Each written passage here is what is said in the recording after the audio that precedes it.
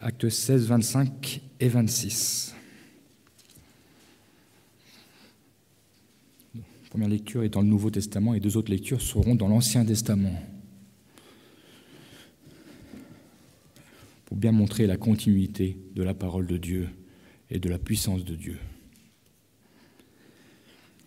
Acte 16, versets 25 et 26. Vers le milieu de la nuit, Paul et Silas priaient et chantaient les louanges de Dieu, et les prisonniers les entendaient. Tout à coup, il se fit un grand tremblement de terre, en sorte que les fondements de la prison furent ébranlés. Au même instant, toutes les portes s'ouvrirent, et les liens de tous les prisonniers furent rompus. Amen. Je vous invite à aller dans le 2 Chroniques, le livre de 2 Chroniques, chapitre 5, et nous resterons dans ce même livre ensuite, 2 Chroniques, chapitre 5, versets 11 à 14.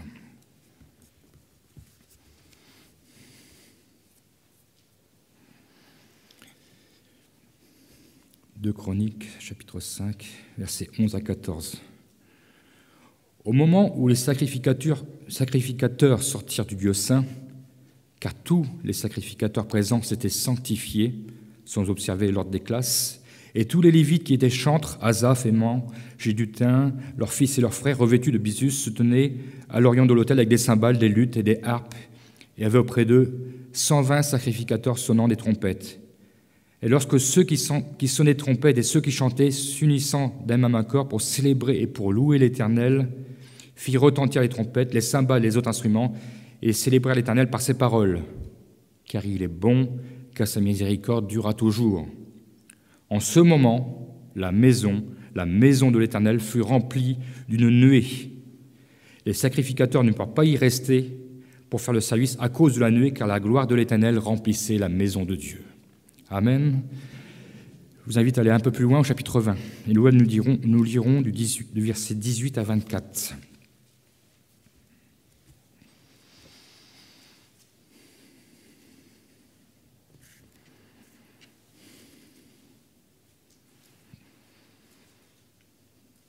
Josaphat s'inclina le visage contre terre, et tout Juda et les habitants de Jérusalem tombèrent devant l'Éternel pour se prosterner en sa présence. Lévites d'entre les fils des Kéhathites et d'entre les fils des Coréites se levèrent pour célébrer d'une voix forte et haute l'Éternel, le Dieu d'Israël. Le lendemain, ils se mirent en marche de grand matin pour le désert de Tekoa. À leur départ, Josaphat se présenta et dit « Écoutez-moi, Juda et habitants de Jérusalem, confiez-vous en l'Éternel, votre Dieu, et vous serez affermis. Confiez-vous en ses prophètes, et vous réussirez. » Puis, d'accord avec le peuple, il nomma des chantres qui, revêtus d'ornements sacrés et marchant devant l'armée, célébraient l'Éternel. Il disait « Louez l'Éternel, car sa miséricorde dure à toujours. » Au moment où l'on commençait les chants et les louanges, l'Éternel plaça une embuscade contre les fils d'Ammon et de Moab, et ceux de la montagne Seir, qui étaient venus contre Juda, et ils furent battus. Les fils d'Ammon et de Moab se jetèrent sur les habitants de la montagne de Séir pour les dévouer par interdit et les exterminer. Et quand ils en eurent fini avec les habitants de Séir, ils s'aidèrent les uns les autres à se détruire. Lorsque Juda fut arrivé sur la hauteur d'où l'on aperçoit le désert, il regarda du côté de la multitude, et voici, c'étaient des cadavres étendus à terre, et personne n'avait échappé. Amen. Dans ces trois lectures dont nous avons lu, trois événements vont se produire. La première, où il y a la prison où se trouvent Paul et Silas, il va y avoir un tremblement de terre. Et tous les liens des prisonniers vont être rompus. Chaque prisonnier va se retrouver libre. Dans notre deuxième lecture, nous avons lu que la gloire de l'Éternel remplissait la maison de Dieu. Par la nuée, et les sacrificateurs ne purent rester dans la maison de Dieu à cause de l'intensité de la présence de Dieu. Et dans la troisième lecture, l'Éternel délivra Juda de ses ennemis en plaçant en embuscade contre les fils d'Ammon et de Moab et ceux de la montagne de Séir. Ce fut une grande délivrance pour tout le peuple et une grande victoire. Ces trois lectures ont un point commun, qui se traduit et se déclare par une expression imminente, temporelle. Nous avons lu tout à coup, au même instant, au moment, en ce moment, au moment où. Pour Paul et Silas, au moment, tout à coup, lorsqu'ils ont prié et chanté, tout à coup, la prison s'est effondrée. Les fondements de la prison furent ébranlés, et au même instant, toutes les portes s'ouvrirent.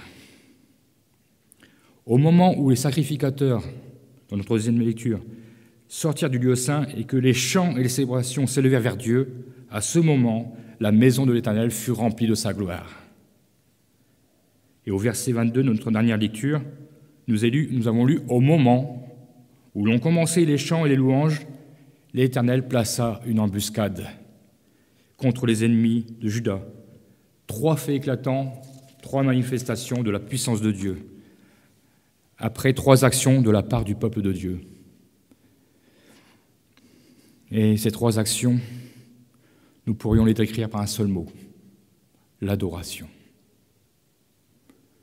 Ce matin, dans ces 3 exemples, nous pouvons décrire ce qu'est la véritable adoration efficace, qui conduit à recevoir les bienfaits de Dieu dans l'adoration. Pour commencer, définissons l'adoration. Selon le dictionnaire Larousse, il nous dit bien que c'est rendre des honneurs à Dieu, à une divinité. Et cette définition, j'ai bien aimé parce qu'elle s'accompagne d'un complément d'information qui nous disent qu'il ne faut pas mélanger 2 mots, ne pas mélanger le verbe adorer et le verbe aimer. Parce que bien souvent, ils sont considérés comme des synonymes. Il nous a dit que dans son premier sens, adorer, selon le dictionnaire Larousse, s'emploie dans le culte. On rend un culte à quelqu'un. On rend un culte à Dieu. Alors qu'aimer concerne les sentiments entre humains. Et donc, réciproquement, on ne peut qu'adorer Dieu et on ne peut utiliser ce mot à la légère. Aujourd'hui, ce mot est bien souvent diminué par l'usage qu'on en fait. L'adoration doit être comme une pierre précieuse que nous offrons au Seigneur,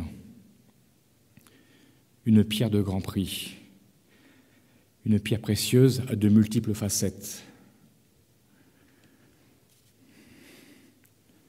Elle a pour but de refléter la lumière, de refléter la beauté et de refléter la gloire de Dieu. Parmi ces nombreuses facettes, 3 sont essentielles pour que l'adoration, notre adoration, soit agréée par notre Dieu.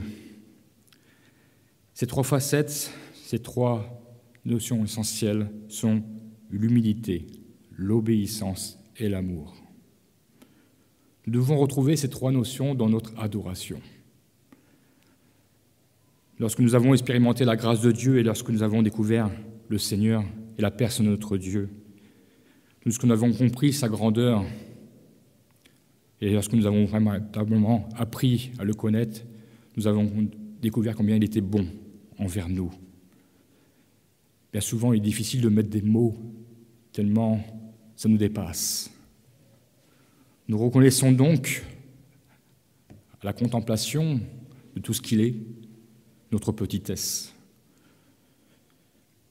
Dans le psaume 99, le psalmiste, lorsqu'il parle dans son adoration, il parle de la royauté de l'Éternel, sa grandeur, la sainteté de Dieu.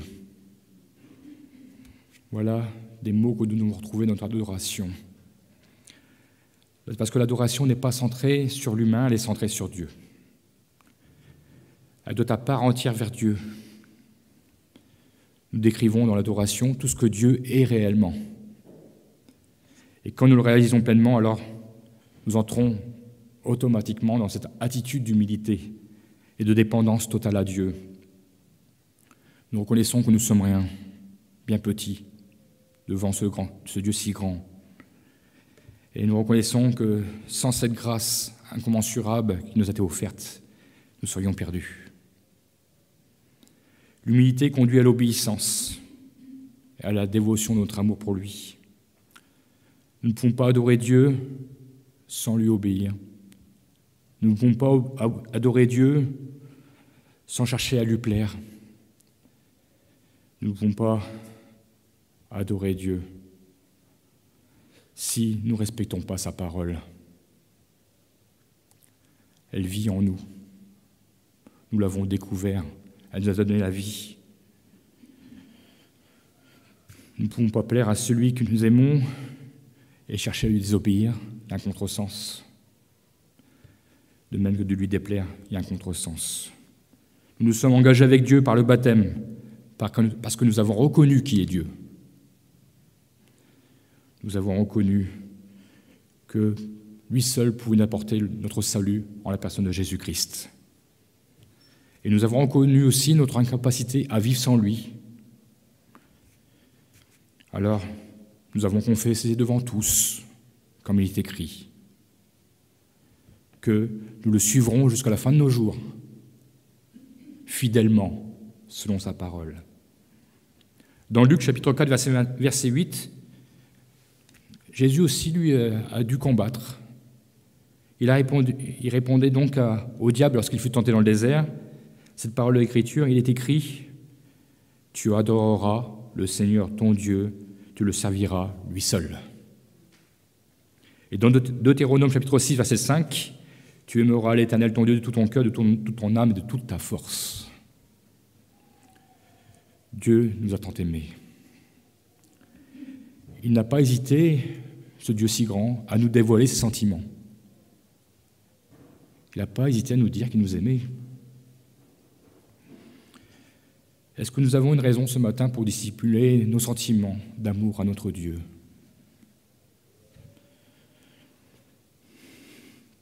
Si nous avons des raisons de lui dissimuler notre amour, c'est que nous ne l'aimons pas. C'est que nous ne sommes pas ses enfants. Nous devons lui dire que nous l'aimons. Bien sûr, vous me direz, Dieu lit dans les cœurs. Dieu sait toutes choses. Dieu sait que nous l'aimons, mais il désire que nous lui disions et que nous le proclamions devant tous. C'est un encouragement pour chacun. Et quand une personne nouvelle est au milieu de nous, quand on entend les enfants de Dieu parler des bontés de l'Éternel dans l'adoration, alors ça remue le cœur.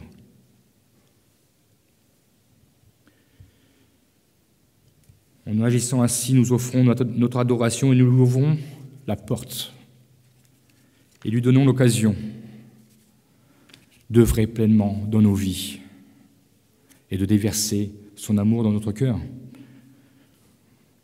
C'est alors que nous prenons pleinement conscience de la portée de ce que signifie être en communion avec le Seigneur.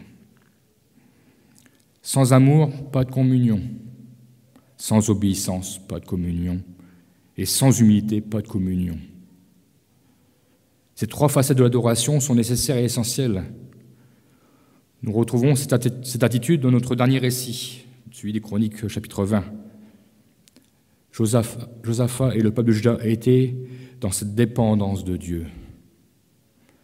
Ils savaient que sans Dieu, ils étaient perdus. Ils voyaient cette armée nombreuse, multiple. Vous pourrez lire un peu plus haut. Il y avait une nombreuse armée qui venaient les défier. Ils ont jeûné, ils se sont préparés.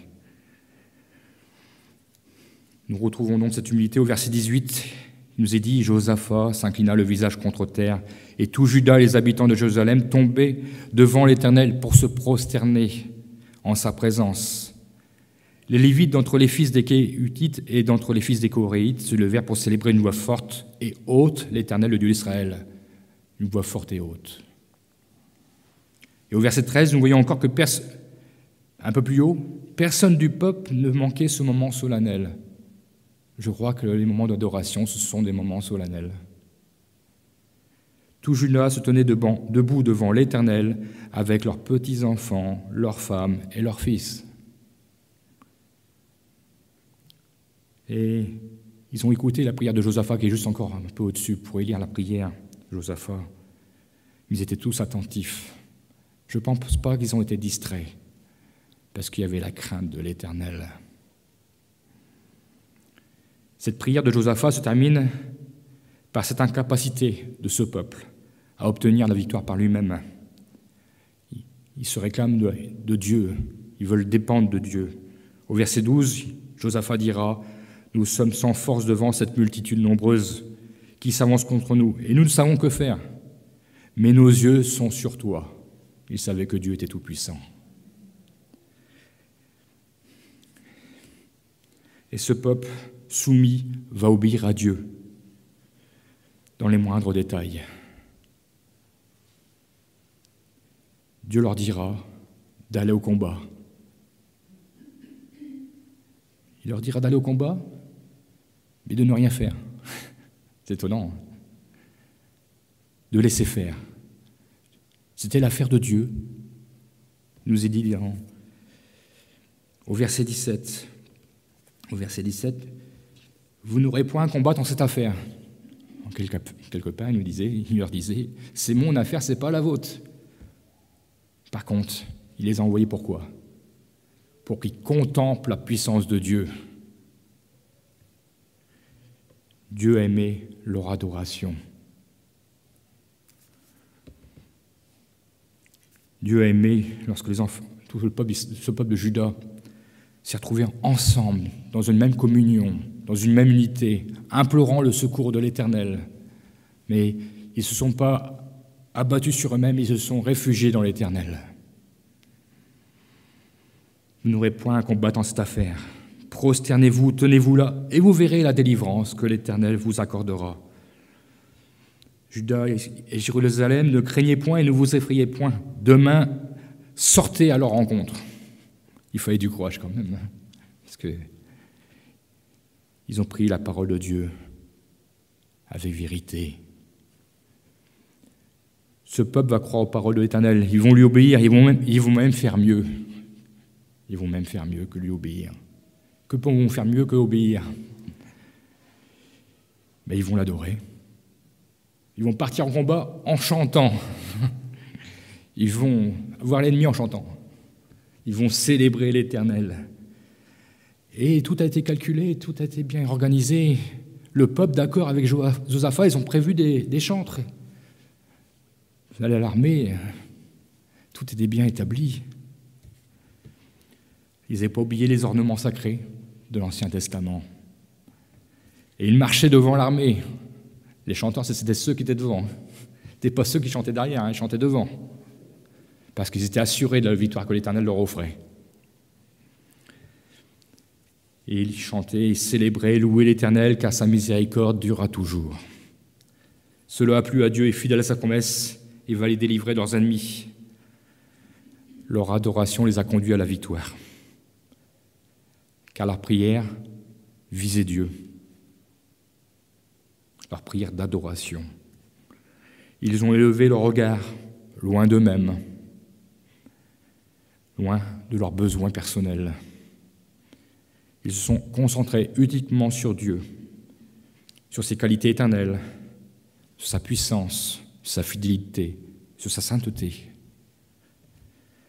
Et ils avaient aussi et surtout la crainte du nom de l'Éternel, la crainte respectueuse de la crainte de l'Éternel. Et ils connaissaient tous les attributs qui font de Dieu un Dieu divin, caractère divin. Chaque fois que nous nous réunissons pour adorer Dieu, je le crois, ce doit être des moments solennels. Des moments où nous offrons le meilleur de nous-mêmes. Parce que 3 choses se passent dans l'adoration. Premièrement, nous nous rapprochons de Dieu, notre Père. Deuxièmement, puisque nous nous rapprochons de Dieu, notre Père, nos craintes s'enfuient, nous l'avons chanté tout à l'heure, mais aussi l'ennemi s'enfuit. Nous éloignons le diable de nous, nous approchons près de Dieu. La troisième chose, nous sommes agréables à Dieu. Nous donnons donc à Dieu le pouvoir de gérer toutes nos situations. Adorer Dieu, ce n'est pas un rite ou une tradition, qui a pu être rappelé d'ailleurs par Nathan dans une parole de foi. Ce ne sont pas des paroles répétées par automatisme. Mais c'est parce que nous avons expérimenté l'action de Dieu dans nos vies, que nous avons expérimenté l'œuvre de Dieu dans nos vies, que nous avons appris qui est Dieu, que nous avons appris au fur et à mesure que nous avançons avec lui sa personnalité, ce qu'il nous apporte, ce qu'il est. Alors oui, nos bouches peuvent s'exprimer, nos cœurs s'élèvent, et Dieu, plein d'amour, agit. Paul et Silas, dans leur prison, auraient pu se plaindre de leur état. Ils avaient été battus, leurs plaies n'étaient pas soignées, Mais ils ne regardent pas leur incapacité, ne regardent pas leur souffrance. Ils avaient la joie du Seigneur dans leur cœur, qui leur donnait encore de glorifier Dieu. Ils ne disaient pas simplement à Dieu leur amour, mais ils le démontraient ouvertement devant tous. Ils étaient au milieu du monde, ils étaient dans la prison, ils étaient avec des prisonniers. Et s'ils étaient là, c'est qu'ils n'étaient pas des anges, les autres prisonniers. Mais ils louaient Dieu, ils glorifiaient Dieu. Ils vivaient simplement leur adoration par leur action. Pour une adoration efficace, il nous faut avant tout une préparation intérieure. Nous ne pouvons pas nous présenter devant Dieu, Dieu qui est saint. Dieu qui est ce Dieu plein d'amour, plein de miséricorde, sans une certaine préparation. Nous voulons non seulement offrir nos louanges, notre adoration, mais nous voulons offrir aussi nos cœurs.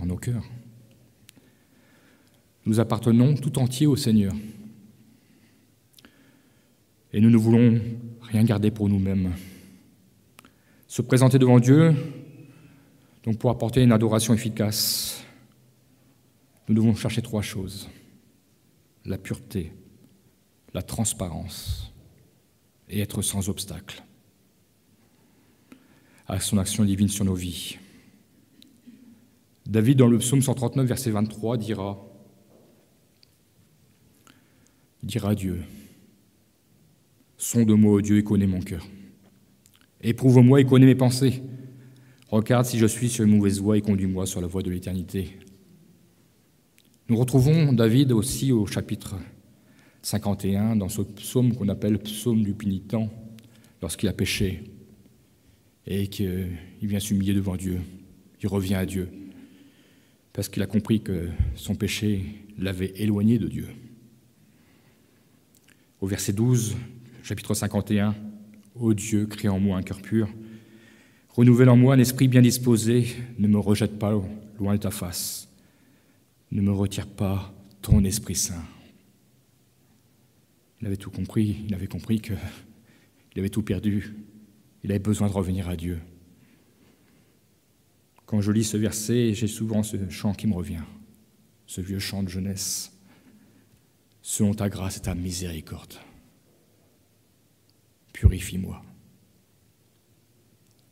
Et ce refrain prenait la parole de David, « Contre toi seul, mon être a péché. Je reconnais le mal que j'ai commis. Redonne-moi un esprit bien disposé, redonne-moi la joie de ton salut. » Et dans cette dernière strophe de ce chant, il nous disait « Oh, je t'apporte un cœur contrit, brisé. » Il voulait revoir le chemin du salut, retrouver le chemin du salut. Et ce chant, ma jeunesse, ça m'a marqué, ce chant. Encore dernièrement, j'en parlais, je ne sais plus avec quelle personne, j'en parlais, je dis, il va falloir que je rechante ce chant. Nous avons toujours besoin de nous approcher de Dieu, de rechercher la pureté, la sanctification, de rechercher à plaire à Dieu avant toute chose. Parfois, des choses nous échappent, mais Dieu connaît toutes choses. Et si nous venons, nous abandonnons pleinement entre ses mains, alors Dieu fait grâce. Et après, nous pouvons rentrer dans l'adoration. Nous sommes préparés. Il nous faut aussi être transparents devant Dieu. Dites tout à Dieu, disons tout à Dieu. Car dans l'adoration, on se rapproche de Dieu, c'est un besoin. Il faut être vrai devant Dieu. Si nous voulons ressentir sa présence, l'apôtre Jacques dira, je crois que c'est le chapitre 4, verset 7, j'ai dû le remarquer, oui. Approchez-vous de Dieu et il s'approchera de vous. Mais dans le même verset, il nous dit de ne pas résister. Puis un peu plus loin, il nous dit humiliez-vous et Dieu vous élèvera.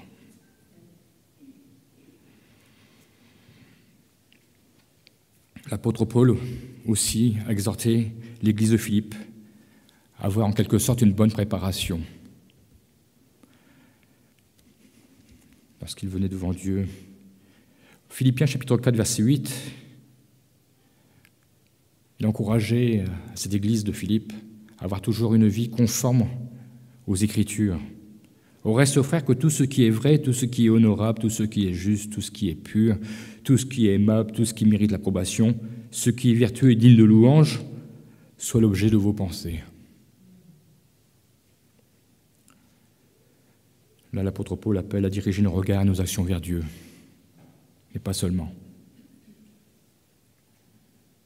Il nous parle de nos pensées. Soit l'objet de vos pensées.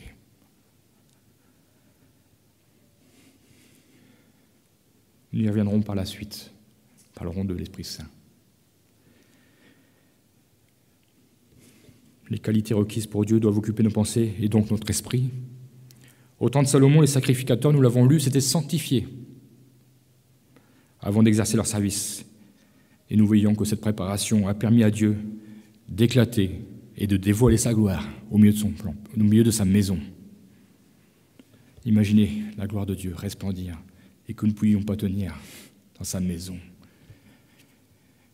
Je crois qu'ils ont eu les prémices de la gloire à venir du ciel.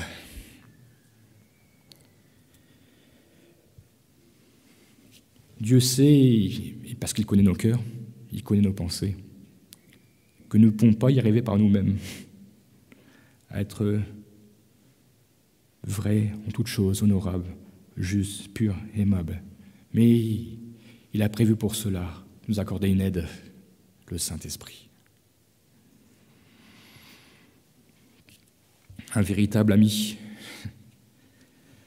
Si nous voulons vraiment avoir une véritable préparation efficace, alors oui, il nous a donné son Saint-Esprit. Le Saint-Esprit sonde les cœurs, le Saint-Esprit sait ce qu'il plaît à Dieu. Et le Saint-Esprit connaît parfaitement la personnalité de Dieu. Le Saint-Esprit veut agir au travers de nous pour glorifier Dieu. Le Saint-Esprit, par sa puissance, nous aide à adorer Dieu, tel qu'il est réellement. Jean chapitre 4, verset 23 nous dit, et je crois que nous le vivons, nous devons le vivre, parce que maintenant, il nous l'est bien dit, mais l'heure vient, et c'est maintenant,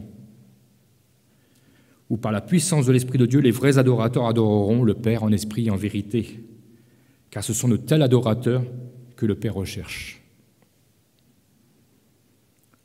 Si nous recherchons à être purs, à être transparents, à être sans obstacle, alors le Saint-Esprit nous aidera. Et il nous aidera dans nos démarches. Il nous inspirera. Dieu le déclare dans Ésaïe 55, verset 8. « Mes pensées ne sont pas vos pensées. » C'est pour ça que nous avons besoin de l'aide du Saint-Esprit. Le Père recherche de véritables adorateurs inspirés en vérité. Nous sommes, de notre côté, bien limités, mais le Saint-Esprit n'est pas limité. Romains chapitre 8, verset 26 nous dit « De même aussi l'Esprit nous aide dans notre faiblesse, car nous ne savons pas ce qu'il convient de demander dans nos prières, mais l'Esprit lui-même intercède par des soupirs inexprimables. Et celui qui sonde les cœurs connaît quelle est la pensée de l'Esprit, parce que c'est selon Dieu qu'il intercède en faveur des saints. » Alors ce matin, que ma prière soit « Seigneur, je veux entrer dans une adoration efficace. Aide-moi, avec l'assistance de ton Saint-Esprit, à bien me préparer ces moments où je te rencontre. Je veux t'apporter tout mon être, rechercher la pureté, rechercher être agréable à mon Dieu, rechercher la transparence. Je viens devant toi déposer un joyau précieux, d'un éclat remarquable, qui puisse décrire parfaitement ta beauté, qui puisse refléter ta gloire.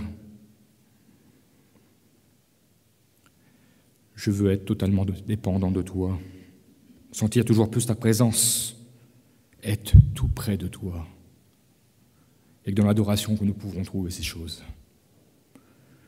Je veux laisser le Saint-Esprit guider mon adoration, car je veux connaître l'étendue et les bienfaits d'une adoration efficace. Nous l'avons lu, le peuple de Juda a obtenu la délivrance, la protection de son Dieu, mais pas seulement. Au verset 27, un peu plus loin, nous ne l'avons pas lu, mais ça va être affiché, outre le butin innombrable que Dieu leur a donné, il nous est dit que tous les hommes de Juda et de Jérusalem, ayant à leur tête Josaphat, partirent joyeux pour retourner à Jérusalem, car l'Éternel les avait remplis de joie. Voilà ce que procure l'adoration efficace. Ils les avaient remplis de joie en les livrant leurs ennemis, mais pas seulement. Ils sont rentrés en Jérusalem et qu'est-ce qu'ils ont fait? Ils sont allés dans la maison de l'Éternel, au son des luttes, des harpes et des trompettes. Ils ont recommencé l'adoration. L'adoration doit être sans fin. Au verset 30, les conséquences d'une adoration efficace. Et le royaume de Josaphat fut tranquille, et Dieu leur donna du repos de tous côtés. Ouais, une victoire éclatante. Que virent Paul et Silas de leur adoration efficace? La conversion de toute une famille. Mais nous n'avons pas plus de détails. Peut-être que les prisonniers aussi se sont convertis. Qui sait? Et je crois que le peuple qui a vu la nuée dans le temple de Salomon, dans le temple de Dieu, ils se sont dit, vivement la gloire de Dieu éternel. C'est ce que nous devons inspirer. Leur joie fut renouvelée à chacun. Leur repos également, et ils se sont réjouis dans la maison de Dieu. De nombreuses bénédictions sont liées à l'adoration et à la victoire, bien sûr, nous l'avons lu, mais aussi la guérison, la protection, la direction, la joie, la paix. Je notais aussi le renouvellement de la force de l'âme, la confiance renouvelée dans le Dieu Tout-Puissant. Et bien sûr, nous trouvons les ossements de nos prières. Le simple fait d'adorer nous rapproche de Dieu. Jésus lui-même, lorsqu'il est rentré triomphalement sur le dos d'une ânesse, et que le peuple acclamait, le peuple adorait, béni soit, criait Hosanna, béni soit celui qui vient au nom du Seigneur. Dans Luc 19, 40, il répondra aux pharisiens qui s'indignèrent de ce que ce peuple acclamait Jésus. Il dira une phrase étonnante, « Je vous le dis, s'ils se taisent, les pierres crieront. » Comment les pierres peuvent-elles crier? Nous ne savons pas. Nous savons que Dieu pouvait le faire faire. Il en avait le pouvoir, si cela avait été nécessaire. Cependant, Jésus veut nous montrer la portée de la louange, de l'adoration. Si nous, en tant que pierres vivantes, ne louons pas le Seigneur, alors d'autres sortes de pierres loueront et nous perdrons l'efficacité d'une adoration que le Seigneur nous réserve à nous et à nous seuls. Chacun a sa part de bénédiction dans l'adoration.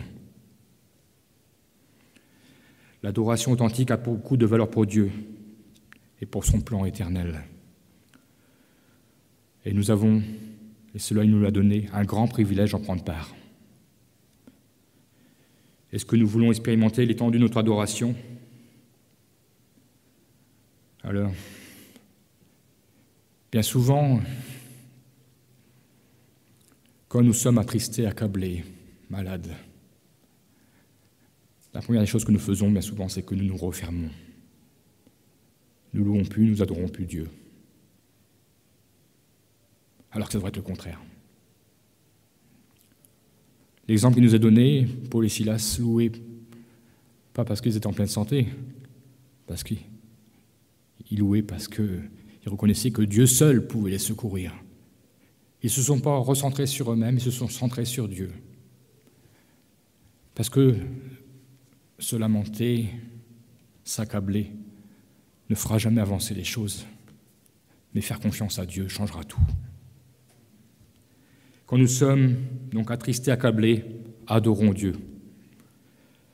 Quand nous recevons de mauvaises nouvelles, adorons Dieu. Quand nous avons des décisions à prendre, adorons Dieu. Quand nous avons des soucis familiaux, financiers, adorons Dieu. Quand un combat est à mener, Alors adorons Dieu. Quand il y a la maladie, le deuil, adorons Dieu. Quand il y a des soucis au travail, adorons Dieu. Puissions entendre notre Dieu nous dire, ça c'est mon affaire. Toi, adore, loue toute ta force, toute ta pensée.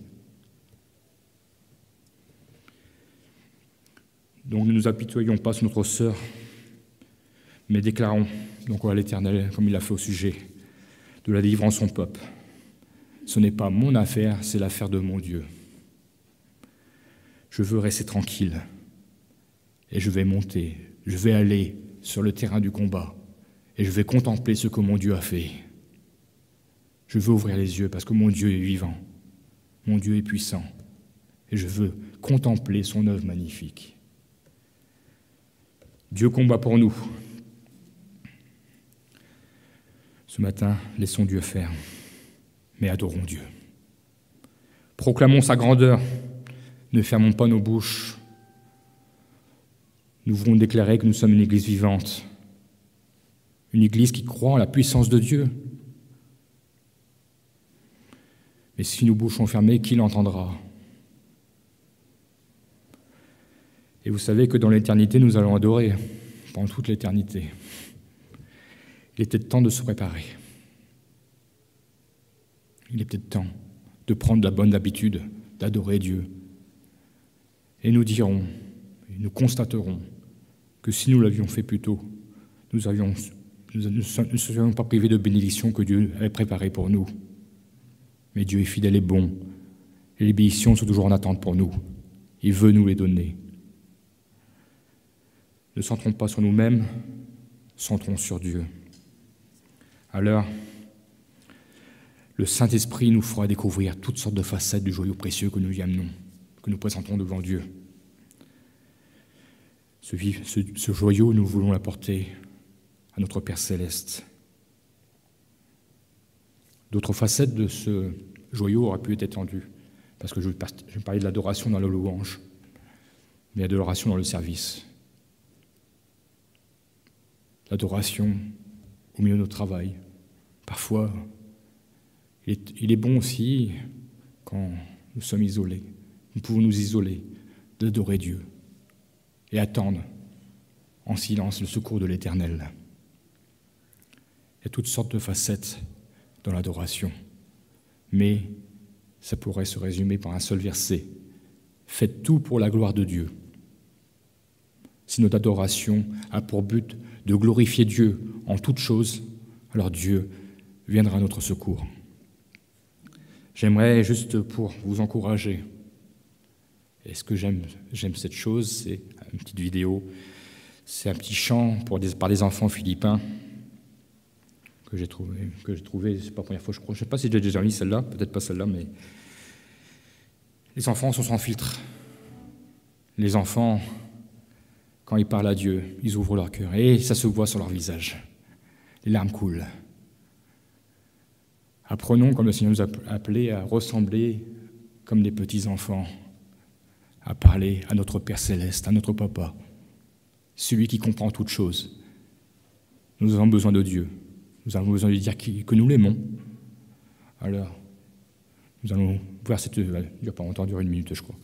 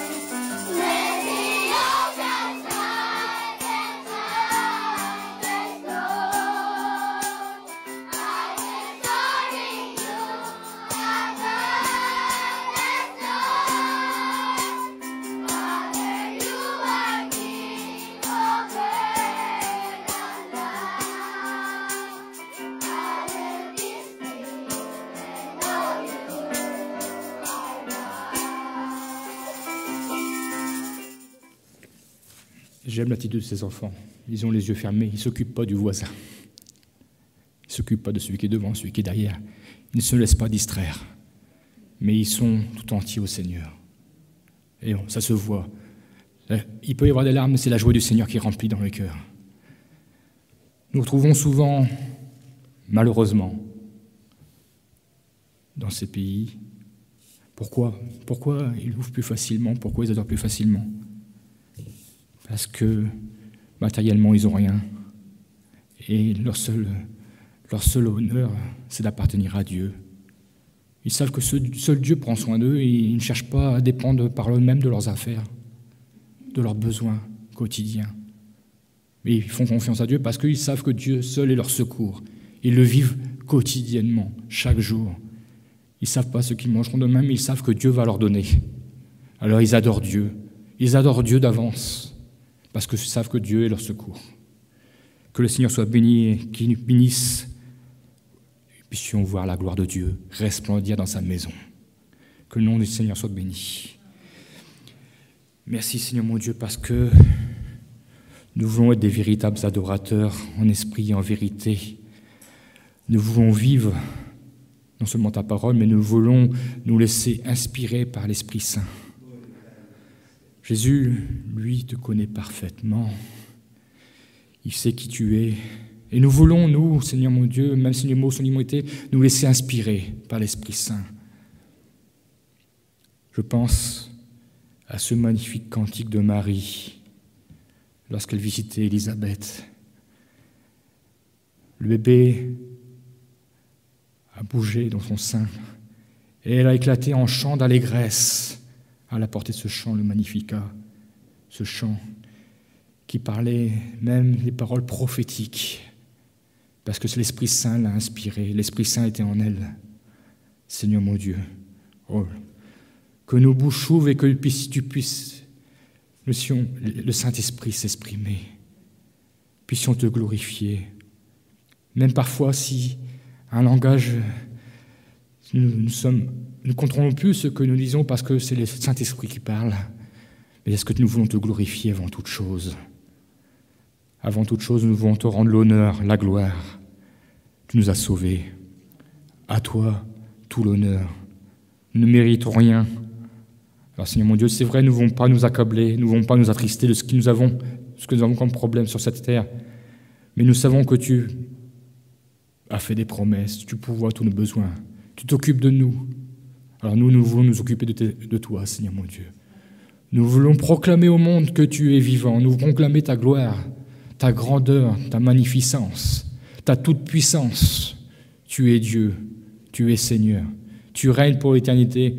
Et c'est vrai, c'est mon Dieu, nous voulons nous habituer à te adorer, te louer, c'est mon Dieu, parce que c'est mon Dieu, ce sera notre lot dans la gloire et cela nous réjouit. Nous voulons dès à présent, c'est mon Dieu, être unis dans la louange, dans l'adoration, tous ensemble, comme ces enfants, unis, les yeux fermés. Oh Jésus, tous dans la même direction, tous les yeux vers le ciel, parce que c'est de là que vient la délivrance, que le Saint-Esprit nous éclaire. Sois béni, glorifié, mon Dieu. Amen.